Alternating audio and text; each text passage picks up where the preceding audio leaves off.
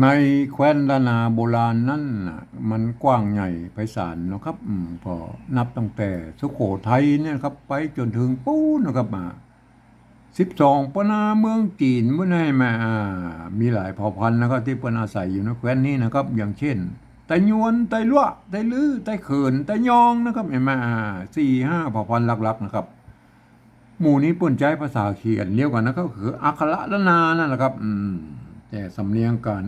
นั้นมันก็จะผิดเพี้ยนกับไปนิดๆนะครับแต่ฟังกันหัวเรื่องอยู่นะครับทีนี้มันผ่านมาเดียวเนี่ยมันผ่านมาอยู่10 รุ่นนะมาเดียวเนี่ยปลายมันโหกก็ไปหมดแล้วนะครับแม่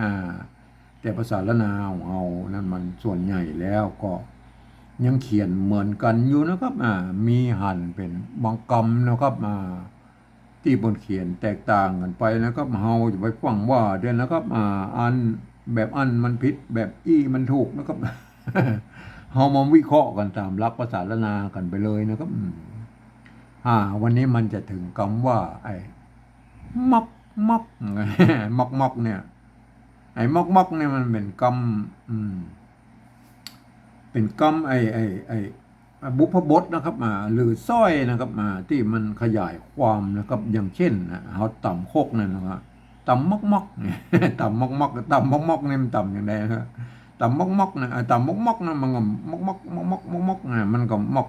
มักมักก็พอแล้วนะครับมันบัดถึงขั้นละเอียดอย่างนั้นเนี่ยมักมักหรือว่าอย่าละเอียดก็ได้ก็ตามใจได้ไหมหรือว่าเลตามักมักอย่างนี้ก็มีนะครับมักมักเลตามักมักมันก็เป็นอาฮว่ามากับมักมักเลยนะครับมักมักมักมันเสียงตีนะครับเสียงตีมักมักเสียงตีนะเสียงตีสั้นเลยนะครับมักไม่เฮาก็อ่านใจตุ่มะนะครับตุ่มะนะครับถ้าเสียงเสียงตีมันใจตุ่มะถ้าเสียงโทพิเศษมันใจตุ่มะนะครับเห็นไหมมันก็อันเสียงตีมะนะครับตุ่มะมักมักนะครับทีนี้เราจะเอาอันอย่างเขียนนะครับมักเราใจตุ่มะแล้วนะครับอันหลักการเขียนมันก็จะมีสะกดด้วยตัวอันไม่ก่อนะครับไม่ก่อเอาไม่ก่อก็ไม่เกาะนะครับไม่ก่อนะครับไม่เกาะนะครับไม่เกาะไม่เกาะไม่ก่อเห็นไหมไม่เกาะก็ไม่ก่อนะครับเห็นไหมไม่เกาะก็ไม่ก่อท่านจะเอาไม้ก็คือสระนะครับท่านจะเอาไม้อันใดมาสะกดเขียนก็ลองมาก้อยนะครับลองมาก้อยตอนเขาจะเอาไม้ก่อก่อนนะครับเอาไม้เกาะเดี๋ยวก้อยว่ากันนะเอาไม้ก่อนะครับเอามาสะกดแล้วเขียนเลยนะครับมักนะครับไม่ก่อใส่ไม่ก่อเข้าไปนะครับใส่ไม่ก่อมันอันนี้มันอ่านว่าอย่างอ่านว่ามอนะครับ มออ่านว่ามอนะครับสะกดด้วยกะเข้าไปนะครับมอก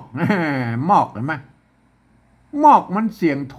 ปกตินะครับมอกนะครับอันเปิ้นบอกว่าอันเมื่อไอ้ไม่ก่อเนี่ยไม้ที่มันประกอบอยู่หลายตัวอย่างเงี้ยมันเปิ้นบอกว่าเมื่อมีแต่ตัวสะกดแล้วเปิ้นบอกลบไม่กังมนนี่ออกเหี้ยนะครับแม่ก็อย่างอี้นะครับเห็นไหมหลักการภาษาละนาพวกก็ว่ากันอย่างอี้นะครับเห็นไหมเมื่อลบไม่กันมงออกไปแล้วก็อ่านว่ามอกเห็นไหมได้เสียงโทปกตินะครับเห็นไหมมันจะได้ก็เป็นมอกแล้วครับมอกมอกเห็นไหมมอก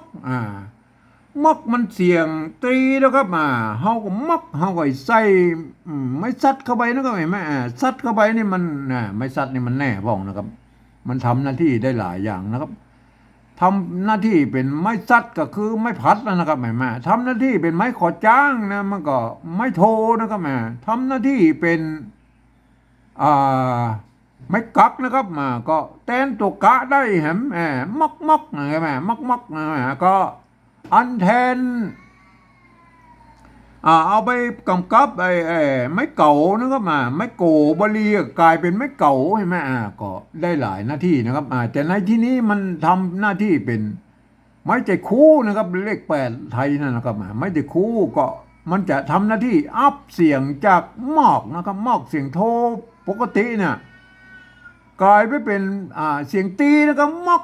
ได้แล้วมักนะครับมักทีนี้มันมัก2 ตัวแล้วครับมัก2 ตัวมักนะครับเฮาก็เอา เอาไม้สองน้อยนะครับไม้สองน้อยก็คือไม้ซ้ำคำเนี่ยมาใส่ตรงหางนี่นะมักได้เลยมักได้แล้วครับ ตัวแรกได้แล้วครับมักนะครับอันตัวหลังเขาจะใช้ไม้เกาะเห็นไหมไม้เกาะนะครับเอาไม้เกาะใส่นะครับเอามาดูนะไม้เกาะนะครับไม้เกาะนะครับเมื่อเอาตัวมะใส่เนี่ยมันก็อ่าเอาไม้เกาะเอาตัวมะใส่มันเหมาะนะครับเหมาะนะครับแม่เหมาะนะครับเหมาะนะครับเหมาะแม่เหมาะอันนี้เหมาะนะครับเหมาะหรือเหมาะม้อยนะครับเอาลูกมาเหมาะบานะเหมาะ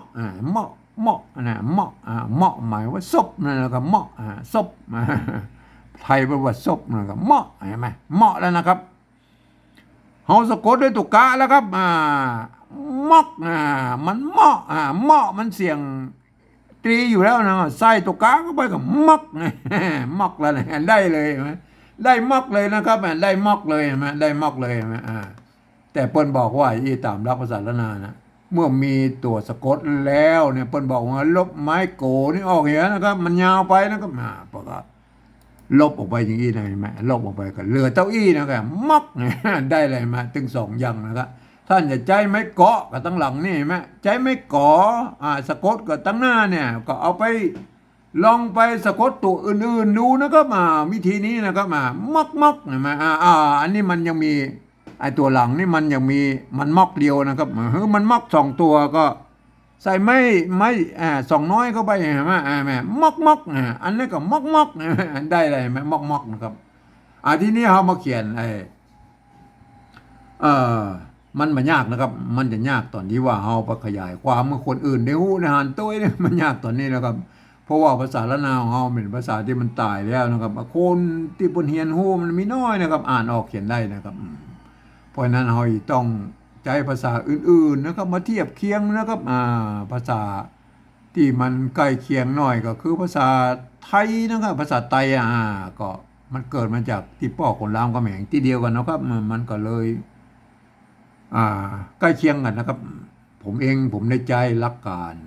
ของสภาวัฒนธรรมมหาวิทยาลัยนะที่เปิ้นตกลงกันไว้มาปลายปี28นะครับเปิ้นตกลงกันไว้ว่าอย่างนี้นะครับ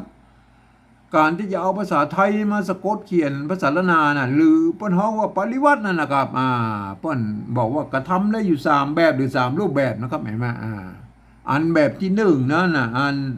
เปิ้นบอกว่าเปิ้นจะเอาไว้ใจเขียนลักษิลาจะลึกเอกสารสำคัญในโบราณนะครับเปิ้นจะเอาภาษาไทยนะมาเทียบเอาทุกอักขระทุกไม้ทุก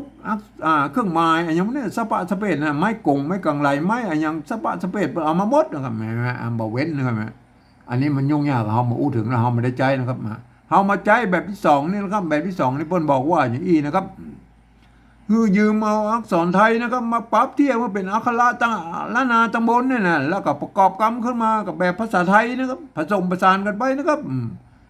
บางครั้งไม้หรือสระเนี่ยของไทยละนาเนี่ยมันบ่เหมือนกันนะครับมันบ่ตรงบ่ตัดกันนะครับก็สามารถบูแล้วนะกำซับได้นะครับก็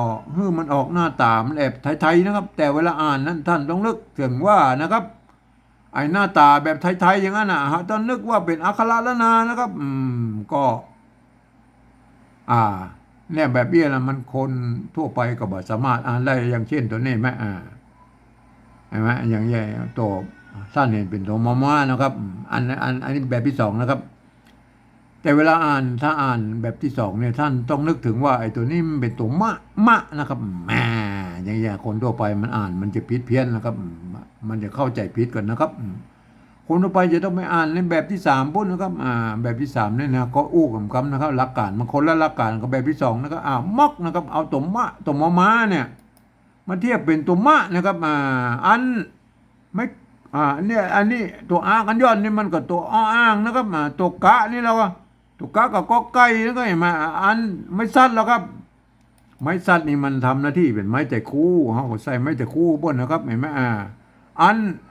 ไม้สองน้อยไอ้ตรงนี้แล้วครับเป็นไม้ซ้ำคำนะครับในที่นี้นะครับเขาก็ใส่ไม้ซ้ำคำไปเห็นไหมได้เลยเห็นไหมมัก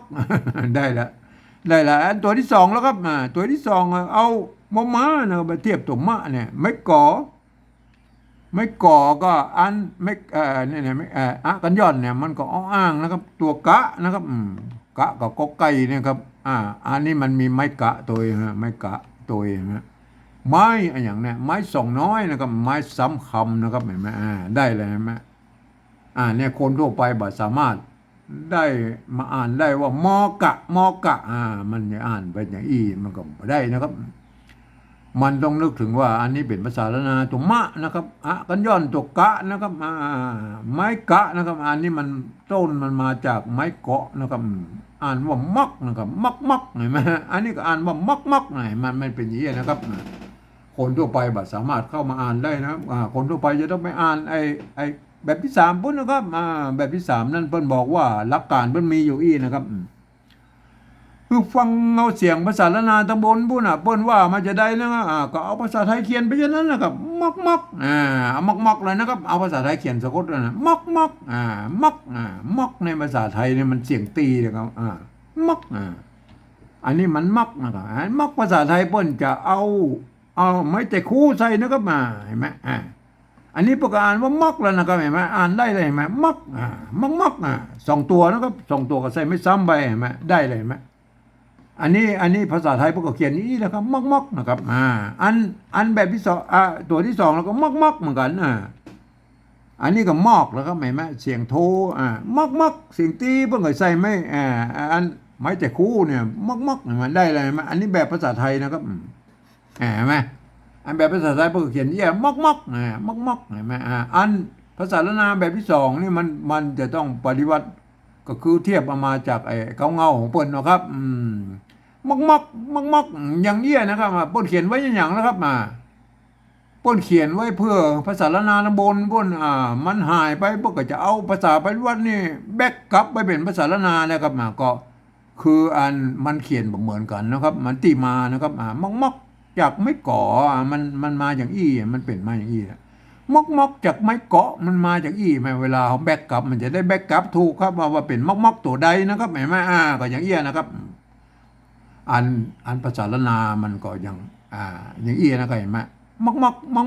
มันก็เขียนได้สองแบบท่านจะเอาไม่เกาะไม่ก่อเขียนก็สุดแล้วแต่ท่านนะครับก็ขอไปพิจารณากันนะครับวันนี้ผมขอบรรยายเพียงแค่นี้นะครับ